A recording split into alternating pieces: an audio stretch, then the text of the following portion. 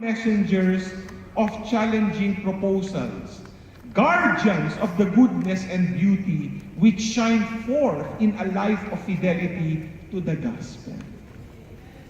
So you must be a joyful Christian. You know, if you read Evangelii Gaudium, first time in my life as reading the documents of the church, I found myself smiling at times, laughing when I was reading a document coming from the Pope, because I'm allergic to documents of the popes because they sometimes write highfalutin text that is very difficult to comprehend. But read Evangelii Gaudium, the joy of the gospel, and you will find so interesting how he would talk about the proclamation of the good news.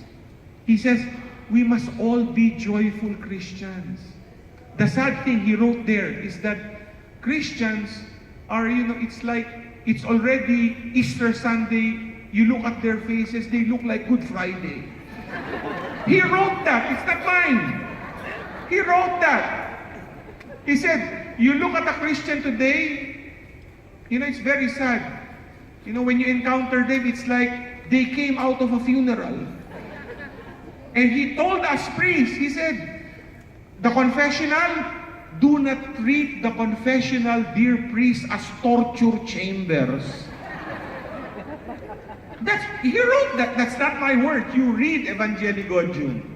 And I was smiling. I was looking at myself. It's a self-examination. No?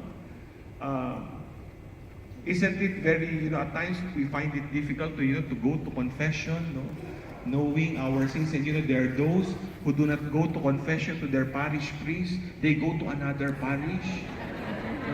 Because, the priest will recognize the voice. Much worse, there are those who find a priest who is, deaf.